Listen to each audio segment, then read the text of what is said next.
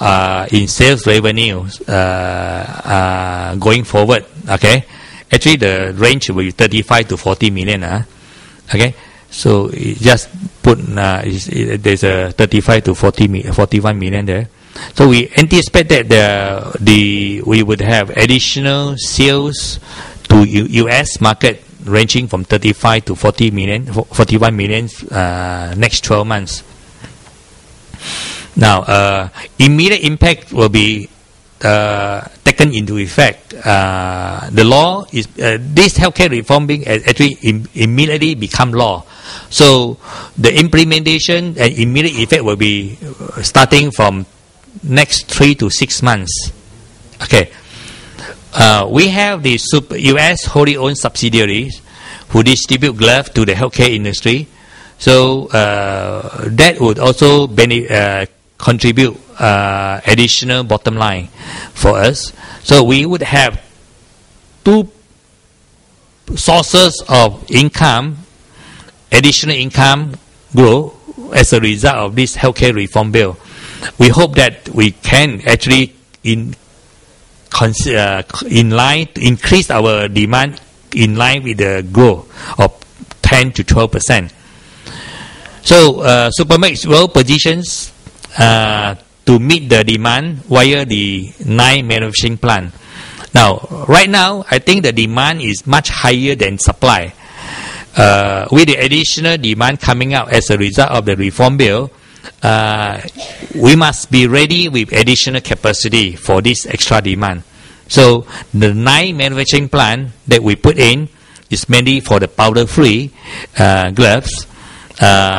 Will be ready to meet the demand for our US subsidiaries as well as the OEM market that are directly entering to the hospital markets. Okay, so with the 2.3 billion additional capacity put in this year is timely to meet the demand for the US market as a result of the healthcare reform bill, passing of the healthcare reform bill. Okay, we think that profit margin to remain firm.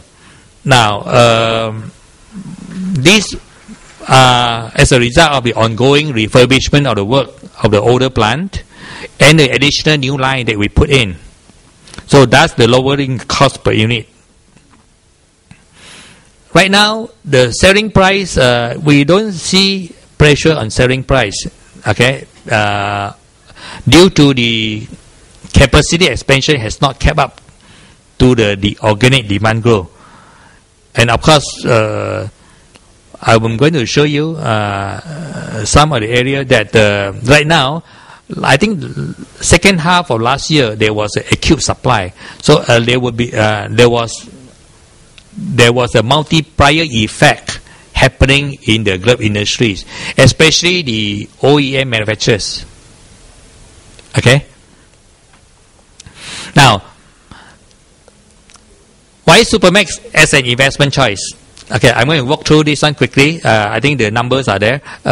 Successful OBM business model for long-term survival and business stability and sustainability. Significant capital appreciations. Okay, you can see that our P ratio is lower as compared to the peers. Liquidities, I think we still remain as a high liquidity in this glove sector. Pay dividends highlighted to you consistently, and earning EPS target at 62 cents. EBITDA is actually at above 25%. Higher PAT margin going forward through the dual sources of income. Consistently high in ROE. Okay. So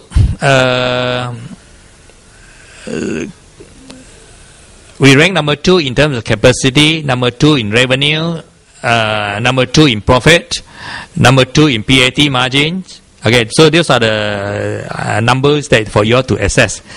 So further information, we also have Facebook. Okay, so you log on to Facebook. I give you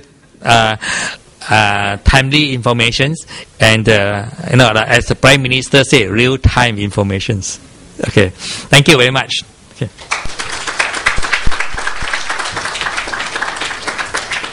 Thank you for a presentation, Dato Sri. We have time for a few quick questions, so we'll proceed with the Q&A session. Are there any questions from the floor? Ming will be handing out the mics. Ming, in front, there are two people.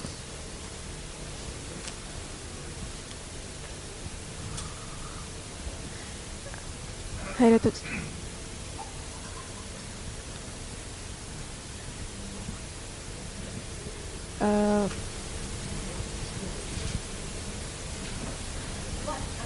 What would be the total capital expenditure that you need for all the expansion plans? For next 2010 and 2011, our capex is 130 million. 130 million. Testing 1, 2, 2. Testing. I believe the gentleman in front.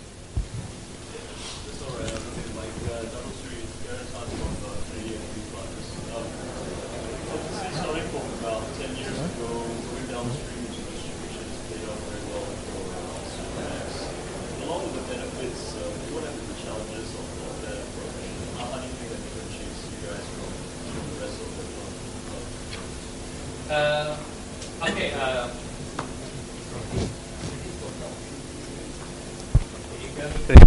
Oh, okay. Okay. Okay. From the day one, we already adopted the business models as building a brand. Okay, building a brand takes years to be recognized and to be established. Okay, the challenges is patience and time. Okay. But for a longer journey, it benefits you because the sustainability and stability of the business is getting better and better. Okay, OEM basically is a subcontracting. Okay, subcontracting that you have the ready buyer that you just subcontracting for them. But as the manufacturing cost or as the market become globalized, customers would have a choice to source from other countries. For example, in time to come, Malaysia may or may not be competitive, right?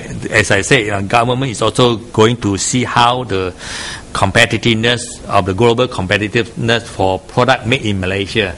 Okay, so when we have captured a market, okay, we can move our manufacturing, or we can expand our manufacturing capacity to countries that we think is the best place to manufacture our products.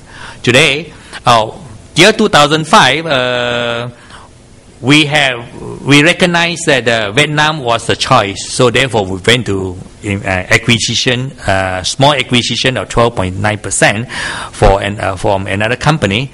Okay, so to put a foot onto the Vietnam soil. Okay, but unfortunately, 2008 we cut our investment not because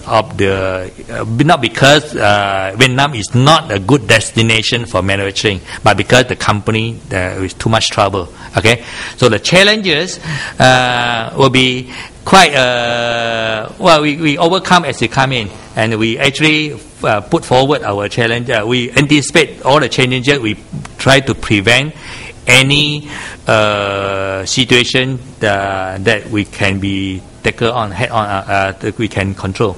Okay, so still I would think that the more business stability, I think we have a good model to begin with. Okay. Yeah. Thank you. If there are no further questions, we'll bring this session to an end. Unfortunately, we're rushing for time for the next corporate presentation, but management will be around to answer any further questions that you may have. The next session in this room will be a corporate presentation by Harta Lega, which will start at 12 noon in 10 minutes. Once again, thank you for attending.